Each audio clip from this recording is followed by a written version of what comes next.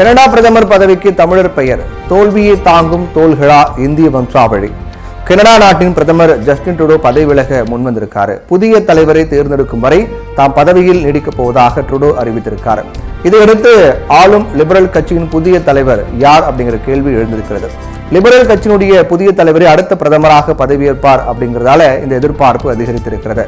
Canada நாட்டிற்கு இந்த ஆண்டு அக்டோபர் மாதம் 20ஆம் தேதி அல்லது அதற்கு முன்னதாக நாடாளுமன்றத்தில் தேர்தல் நடத்தப்படணும். அதுவரை யார் பிரதமர் பதவியில் இருப்பது என்கிற கேள்விதான் இப்போ எழுந்திருக்கிறது.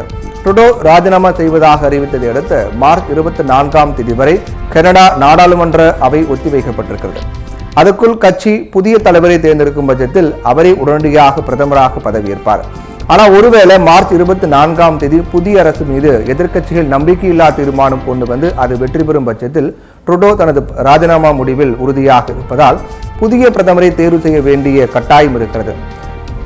நிதியமைச்சர் பதவியில் இருந்து விலகியவரும் ட்ரூடோவின் நெருங்கிய நண்பருமான கிறிஸ்டியா ஃப்ரீலாண்ட், வெளியுறவு அமைச்சர் மெலானி ஜோலி, போக்குவரத்துறை அமைச்சரும் இந்திய வம்சாவழியைச் சேர்ந்த தமிழருமான Anita Anand, bank of Canada மற்றும் இங்கிலாந்து வங்கியின் தலைவராக இருந்த ட்ரூடோவின் சிறப்பு ஆலோசகர் மார்க் கார்னிங், ட்ரூடோவிற்கு நெருக்கமான டொமினிக் லால்பங், பிரிட்டிஷ் கொலம்பியா மாகாணத்தின் முன்னாள் தலைவர் கிறிஸ்டி கிளார்க் உள்ளிட்டோர் பிரதமர் பதவிக்கான ரேஸ்ல இருக்காங்க. இதுல கிறிஸ்டியா ஃப்ரீலாண்ட் ட்ரூடோவின் முகமாகவே அறியப்பட்டவர் அப்படின்னாலும் அவர் கடைசி நேரத்தில் ராஜினாமா செய்துவிட்டு ட்ரூடோவை விமர்சித்தார். எனினும் அவருக்கு வாய்ப்பு எந்த அளவுக்கு இருக்கும் அப்படிங்கிறது சந்தேகம்தான். தற்போதைய நிலையில அனிதா ஆனந்த் முன்னிலையில் இருப்பதாக சொல்லப்படுகிறது. கோவிட் காலத்தில் அவரது செயல்பாடுகள் பாராட்டப்பட்டன. பாதுகாப்புத்துறை அமைச்சராக அவர் இருந்தபோது, அந்த நாட்டினுடைய பாதுகாப்புத்துறை அமைச்சராக இருந்தபோது கனடா ராணுவத்தில் பாலியல் குற்றங்களை கட்டுப்படுத்த அதிரடியான நடவடிக்கைகள் எடுத்திருந்தார். ராணுவம், போலீஸ் மற்றும் இதர சீருடை பணிகளில் பதிவாகக்கூடிய பாலியல் வழக்குகளை உடனடியாக விரைந்து விசாரித்து நடவடிக்கை எடுக்க அனிதா முயற்சி எடுத்திருந்தார்.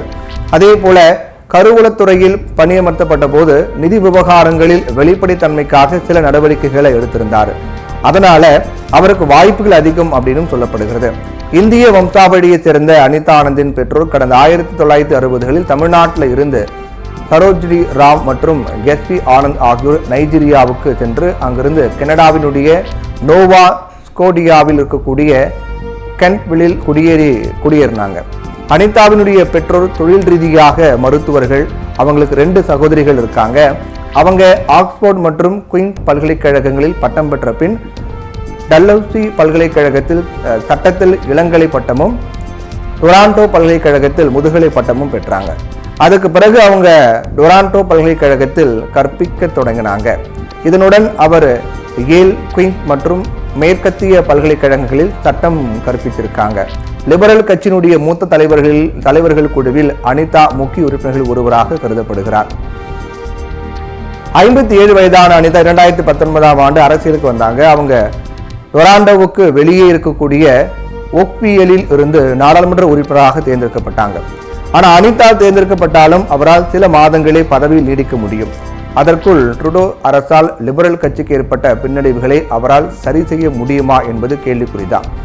ஆளும் கட்சி தோல்வியடையும் தருணத்தில் இடைக்கால தலைவர்களாக இந்திய வம்சாவழியை நியமிக்கப்பட்டு வந்ததும் பின்னர் அந்த கட்சி தோல்வியை தழுவதும் வாடிக்கையாக மாறி வருகிறதோ அப்படிங்கிற சந்தேகம் எழுகிறது.